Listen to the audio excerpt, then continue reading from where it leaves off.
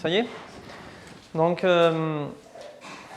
cette expérience de la pleine conscience, elle a commencé dans telle qu'elle est appréhendée là, donc, comme je vous ai un peu proposé. Elle a démarré dans les années, fin des années 70 à l'université du Massachusetts, où, pas que, remarquez, il y a eu différents endroits aux États-Unis où on a eu des personnes qui s'étaient, à l'époque, qui étaient des hippies ou des étudiants, un peu les cheveux longs, etc.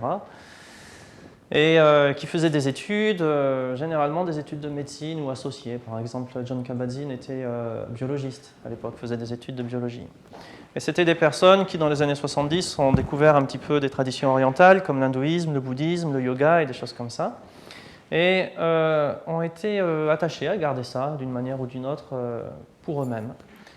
Et donc, ils ont laissé un petit peu le monde de leur première jeunesse, se sont investis dans le milieu hospitalier. C'est un peu le cas de Jack Kornfield aussi, qui est assez connu plutôt sur la côte ouest aux États-Unis. Et comme Kabat-Zinn, par exemple, qui sont devenus biologistes. Et donc, c'est des personnes qui ont évolué un petit peu dans le cadre médical conventionnel. Et à partir des années 80, se sont beaucoup posé de questions sur l'approche un peu occidentale de la médecine qui fait cette opposition entre il y a l'esprit d'un côté et il y a le corps de l'autre. Et comme ils continuaient un petit peu à faire de la méditation par ailleurs, ils ont proposé un peu à leurs collègues de dire tiens, si on faisait un petit peu faire un petit peu de méditation aux gens, est-ce que ça pourrait être bien, etc. On dit oui, surtout qu'on s'est rendu compte qu'il y avait à peu près 20-30% des personnes qui rentraient à l'hôpital et se sentaient mieux après. Mais qu'est-ce que vous faites avec les 60 et quelques personnes qui restent? Rien, c'est pas notre job. Donc, fort de cette constatation, ils ont été autorisés, sous les sous-bassements de la clinique du Massachusetts, à avoir une petite salle sans lumière ni rien du tout, pour que les personnes qui étaient atteintes de maladies graves et évolutives puissent un peu faire de la méditation de pleine conscience. Méditation de pleine conscience, ça veut dire, on leur proposait que des exercices très simples, notamment cette habilité de orienter notre attention, donc il y a un effort à faire, délibérément, au moment voulu, pas dans le futur, pas dans le passé, mais ici et maintenant, et sans jugement de valeur. Et l'idée, puisque la question venait par rapport à la sophrologie, n'était pas spécialement de les mettre dans un état de relaxation. Peut-être au départ, ça peut aider de détendre, mais le sous-bassement de ça, de cette intention, était de leur faire découvrir l'habilité que, en étant présent, en simplement orientant notre attention sur le ressenti corporel, les sensations, les pensées, les phénomènes, on gagne une qualité de présence, que ce soit au moment de la pratique, mais ensuite au quotidien, qui permet de nous donner un peu plus d'espace et un peu plus de bienveillance par rapport à nous-mêmes, qui nous permet de se relationner autrement avec notre expérience au quotidien. Pour le dire autrement, pour ce qui était du monde de la médecine, je ne suis pas que ma maladie. Il y a autre chose en moi qui est là, qui est juste présent et qui n'est pas, en quelque sorte, contaminé par la maladie. Et ça, pour des personnes qui sont en quelque sorte dans l'urgence, leur vitalité est impliquée, des fois à quelques mois après, à quelques années, c'est quelque chose qui a une force et une puissance énorme, puisque c'est des personnes qui sont malades par rapport à eux-mêmes, qui sont malades aux yeux du médecin, qui sont malades aux yeux de leurs proches. Et tout d'un coup, ils découvrent un monde, ou ils redécouvrent un monde, qui n'est pas un monde du passé, qui n'est pas un monde du futur, puisque le futur est incertain pour eux. Le monde du passé est irrémédiablement fini, puisque certaines maladies font que dans notre intégrité psychique ou physique, ça ne sera plus jamais la même chose. Mais il y a un état de présence qui fait que dans cet état de présence, je ne suis pas ma maladie. Et ça, les personnes l'ont témoigné, et puis ils ont évoqué un certain bien-être. Et comme Kabat-Zinn était biologiste, il s'est dit, tiens, ils disent tous que ça va mieux, ou en tout cas une bonne partie, est-ce qu'on pourrait peut-être l'évaluer ? Et là, si vous voulez, l'émergence du programme MBSR a commencé. C'est-à-dire, là aussi, à mon sens, c'est quelque chose, puisqu'on m'avait interpellé sur la notion de sophrologie, et tout à l'heure, on a évoqué l'idée de travail collaboratif. Qu'est-ce qui fait le lien entre le Social Club et l'émergence du programme MBSR ? C'est que la manière dont a été élaboré le programme MBSR est une manière essentiellement collaborative. Collaboratif, qu'est-ce que ça veut dire ? Ça veut dire que le système, par exemple le système de santé, arrivait à quelque part dans une impasse. On voyait bien que cette approche corps-conscience, cette scission ne fonctionnait pas. On voyait bien qu'il y avait des interrelations, que simplement certains états psychiques aggravaient la situation du corps. Et qu'au contraire, prendre soin du corps améliorait la situation du psychisme. On a déterminé le stress dans les années 60. On a évoqué la possibilité que les émotions fassent partie du stress dans les années 70. 10 ans, 15 ans. Donc voilà, on était dans les années 70 et il y avait une évolution à ce niveau-là. Mais comment faire ? On n'allait pas faire venir un lama tibétain comme ça au milieu, on était dans le monde scientifique. On n'allait pas dire à John qui venait de l'Arkansas, vous allez méditer maintenant, ça va vous faire du bien. Comment on allait faire pour faire se rencontrer un petit peu tout ce monde-là ? Et ce qui est intéressant, c'est que dans cette dynamique qui est apparue dans les années 80, chacun a dû faire un pas dans l'inconnu. Les personnes qui ont été sollicitées des traditions contemplatives, principalement le bouddhisme, puisque les approches de la pleine conscience reposent sur deux enseignements bouddhistes, essentiellement, qui ont été réadaptés. Et quand on a interpellé ces maîtres de méditation, il y en avait beaucoup qui avaient connu l'exode ou la guerre dans leur pays d'origine. Je pense en particulier à Thich Nhat Hanh qui est au Vietnam et qui a été le premier à initier ces approches de la pleine conscience dans un contexte très dur de guerre au Vietnam et ensuite l'a développé en Occident. Je pense aussi en particulier à certains maîtres du Tibet qui ont dû fuir ça. Donc, ils étaient eux-mêmes dans une situation un peu de découverte du monde occidental et eux aussi, ils ont dû lâcher ce qu'ils connaissaient de la méditation pour se rapprocher un peu de ce qu'étaient les Occidentaux. Et ça a impliqué d'aller aussi dans l'inconnu. On avait affaire à des médecins. Je ne sais pas si certains parmi vous, vous connaissez un petit peu les études de médecine, mais là, j'en discutais encore avec des gens il y a 2 jours. Thierry Janssen, hier. C'est quand même, vous y rentrez avec un esprit ouvert. Si par hasard vous avez la chance d'avoir un esprit ouvert en rentrant, rassurez-vous, de ses propres dires à la sortie, vous avez peu de chance de l'avoir encore. Donc c'était un pas pour eux de remettre en question en quelque sorte ce qu'on leur avait appris pendant plus de 10 ans, 15 ans d'études.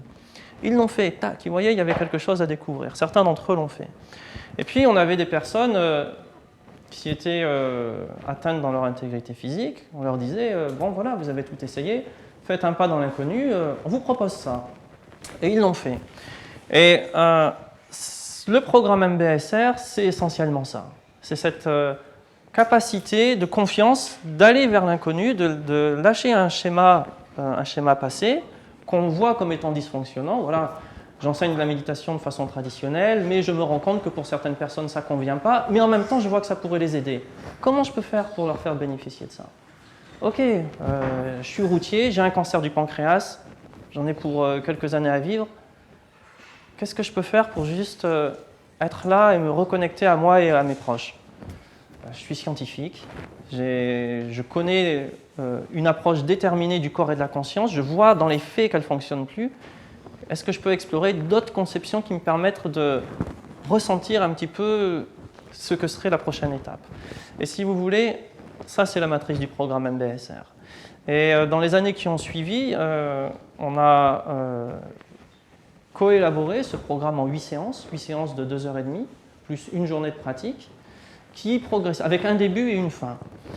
Cette idée de début et de fin, elle était importante pour 2 raisons. La première, c'est qu'on voulait donner la possibilité aux personnes d'être autonomes dans leur pratique. On est quand même chez les Amerlocs, c'est des cow-boys, donc on veut pouvoir être autonome. Et deuxièmement, surtout, je dirais, il y avait aussi l'idée d'évaluation. C'est-à-dire, dans les processus d'évaluation dans le milieu universitaire, on aime bien qu'il y ait un début et une fin pour qu'on puisse évaluer ça.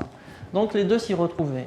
Vous aviez un ensemble de méthodes qui vous étaient transmises en tant que participant, que vous pouviez ensuite vous approprier. Et puis vous avez ensuite une évaluation qui pouvait être faite avec un groupe type qui était évalué, un groupe type qui n'était pas évalué. Et là a commencé justement cette évolution de recherche scientifique et en même temps de développement du programme. Mais les lignes ont bougé pour tout le monde. Les lignes ont bougé pour des personnes qui étaient amenées à venir du monde traditionnel, comme moi, mais bon, à notre niveau, comme des maîtres vraiment reconnus. Vous aviez les lignes ont bougé pour des personnes sur la manière de considérer leur propre maladie. Quoi? Il faut que j'accueille mon angoisse, il faut que j'accueille mes tensions, et c'est comme ça que ça va changer. Il y a une dimension qui était assez contre-intuitive. Et voilà, qu'est-ce que c'est la santé? Cette pratique, elle questionne essentiellement ça. On a des fois la notion de l'absence de ressenti, c'est que tout va bien. Mais dans le monde de la pleine conscience, ce n'est pas suffisant de rien ressentir. Au contraire, des fois. Donc, les concepts ont évolué pour tout le monde et du coup, ça a commencé un peu à ramifier dans les années 80 dans pas mal de domaines. Et dans les années 90, ce qui a beaucoup permis à l'évolution de la pleine conscience de se développer, c'est tout ce qui est de l'ordre de l'imagerie cérébrale qui a commencé à évoluer aussi. Et on a pu voir et valider un certain nombre de choses qu'on pensait avant sur l'impact de la pleine conscience sur le cerveau. Et surtout, on a commencé à avoir des applications. Il y avait pas, ça s'est commencé à sortir du milieu de la santé pour évoluer dans le milieu social. C'est-à-dire qu'il y a eu des approches de la pleine conscience qui se sont faites dans les lycées, dans les écoles. Il y a des approches de la pleine conscience qui se sont faites dans les prisons. Et à chaque fois avec le même souci de pragmatisme. Par exemple, quand la première fois que je suis allé aux États-Unis pour le premier stage, il y avait une femme qui intervenait pour prévenir les récidives dans les prisons pour les femmes. Et je ne sais pas si vous connaissez la pleine conscience, mais il y a un truc qui s'appelle la marche consciente. On apprend aux gens à marcher comme ça, très posé. Et les filles qui étaient là et qui étaient en prison, elles disaient c'est bon, on le fait tous les jours. Hein. On est dans notre cours et on marche comme ça. Et ça leur rappelait un petit peu la souffrance carcérale et ça leur apportait pas grand-chose. Et puis il y a une autre pratique aussi à laquelle on s'entraînait qui s'appelle le scan corporel, où les personnes s'allongent et vous êtes invités comme ça à explorer partie par partie le corps et éventuellement à y associer la respiration avec. Sauf que la plupart de ces personnes qui étaient en prison, c'était des femmes qui avaient connu des violences très fortes dans leur jeunesse. Et quand on passait comme ça dans les parties du corps, ça réveillait tout ça de façon très directe. Et contrairement aux pratiques qui étaient faites de pleine conscience habituelles, les gens qui venaient, les filles qui venaient à ces programmes, elles ne venaient pas pour découvrir la méditation. Elles venaient parce que généralement de s'impliquer dans des programmes pour prévenir les récidives, ça vous fait gagner des points qui vous permettent de sortir plus tôt. Donc, elle découvrait l'impact que cette pratique avait sur elle, sans y être forcément préparée et sans forcément le vouloir. Et là, la personne qui a accompagné ces programmes, elle a complètement remodelé, si vous voulez, le programme. Plutôt que de faire des marches conscientes, elle a fait des marches folles où les filles commençaient à courir. Alors, la première étape, on court partout dans la pièce. Deuxième semaine, on court un peu moins vite. Et puis finalement, à la 6e semaine, on fait la marche consciente. Pareil pour le scan corporel. Elles ont reconfiguré un petit peu la pratique du scan corporel pour pouvoir l'adapter à ces personnes. Et là aussi, les taux de récidive ont eu un impact, ça a eu un impact. Dire que c'est que la pleine conscience, ça serait vraiment abusé. Mais si vous voulez, cette démarche de la pleine conscience s'est associée à d'autres démarches de réintégration sociale qui a eu un effet vraiment important. Dans les années 2000, on a eu toute une branche qui s'est structurée autour de la thérapie, notamment autour d'un programme de prévention des rechutes dépressives qui s'appelle MBCT. Les thérapies cognitives et comportementales se sont appropriées aussi un petit peu en partie cette dimension de la pleine conscience et ont comme ça élaboré un programme. Et c'est aussi intéressant. Au départ, les personnes venaient d'universités canadiennes, je ne me souviens plus laquelle. Ils disaient ouais, ça a l'air sympa votre truc, on n'est pas loin, on est juste, vous êtes au Massachusetts, nous on est à côté. Montrez-nous comment vous faites et puis on va l'intégrer comme ça dans nos thérapies comportementales et cognitives. Ben voilà, on fait comme ça, comme ça. Ils retournent chez eux et la première fois qu'ils commencent à essayer de faire ça dans les cliniques pour des personnes en dépression, ça ne marche pas. Ils reviennent, ils disent ouais, finalement ça ne marche pas trop. Ah bon, d'accord. Comme on est dans un processus universitaire, on critique, il y a des fois des choses qui ne marchent pas, il y a des fois des choses qui marchent mieux, mais comment vous faites? Ah ben nous, on prend vos enregistrements, on les met sur les genoux, ou alors on lit les méditations guidées aux gens, et puis voilà. Non, c'est pas comme ça qu'il faut faire. Il faut pratiquer, vous, 8 semaines, 6 mois, et vous avez une pratique régulière, et peut-être après vous vous permettez de diffuser ce programme. Alors ils réfléchissent et puis finalement ils commencent à jouer le jeu et comme ça à se mettre à la pratique. Et là, le taux de rechute dépressive commence à changer. Et là, les chiffres commencent à changer. L'expérience de la pleine conscience n'est pas une technique. Vous n'êtes pas dans une technique d'hypnose, vous n'êtes pas dans une technique ou vous pouvez vous mettre dans un état second ou quoi. Vous êtes dans une expérience. Et cette expérience, elle n'est qu'acquise que dans un seul instant, ici et maintenant. Mais paradoxalement, il faut s'y entraîner. Et le job qu'on a en tant que participant ou enseignant, c'est vraiment de partager un peu cette expérience. Et la difficulté, elle est là. Et actuellement, on a différentes approches dans différents milieux socio-professionnels. Il y a beaucoup d'entreprises. Là, je voyais dans le Wall Street Journal, il y avait un peu il récapitulait sur les différentes interventions qui existent actuellement dans les entreprises, qui vont vraiment entre pédicure et yoga, hop, 5 minutes de pleine conscience pour les personnes. Et des programmes, comme on l'a évoqué tout à l'heure avec Emmanuel, qui sont actuellement développés au MIT. On était, sur ce MOOC, on était 28 000 personnes quand même dans le monde. Et comment justement collectivement on peut faire face à des grandes ruptures auxquelles on doit faire face actuellement, des ruptures au niveau de l'environnement, des ruptures au niveau social avec des inégalités très fortes, et des ruptures qui qualifient eux au MIT de spirituelles dans le sens où on est déconnecté un petit peu de nous-mêmes, de plus en plus. Et voilà, ces approches de la pleine conscience se diffusent progressivement parce que même scientifiquement, même maintenant au niveau des neurosciences, on se rend compte que l'attention, la manière de prendre conscience du monde, elle est conditionnante et en même temps, il suffit de retourner à ce qui prend en nous conscience du monde pour que ça change. Et on est encore au balbutiement de ça. Alors, dans les traditions contemplatives, ça fait un petit peu 3000 ans qu'on le dit. Mais là, ce qui est intéressant, vous avez un Français, pour une fois, qui travaille au CNRS, mais j'ai peur d'écorcher son nom, parce qu'à chaque fois, je me dis, c'est Bilbo pour m'en souvenir. C'est pas du tout Bilbo le Hobbit. Hein. C'est quelqu'un que vous connaissez pas, non Bilbot, c'est vrai. Allez, je vais pas me ridiculiser plus. Et cette personne a écrit un livre, La conscience. De la conscience à la pleine conscience. Et c'est un chercheur au CNRS, justement, qui travaille sur la conscience en tant que processus cognitif, mais aussi en tant que nature. Qu'est-ce que c'est la conscience exactement? Et donc, il y a des choses qui sont très intéressantes sur ça. On peut vous dire, grosso modo, comment ça se passe dans le cerveau pour avoir telle ou telle émotion. Mais l'origine de cette émotion, on est incapable de le dire. C'est pour ça qu'actuellement, il y a certains courants dans les neurosciences qui prétendent que ce n'est pas le cerveau qui conditionne l'esprit, c'est l'esprit qui conditionne le cerveau. Mais du coup, une fois qu'ils ont dit ça, ils disent « qu'est-ce que l'esprit ?» Donc ça, je laisse à votre discrétion, ça appartient pas, c'est pas cet endroit qui va donner des réponses à ça, il y a d'autres endroits pour ça.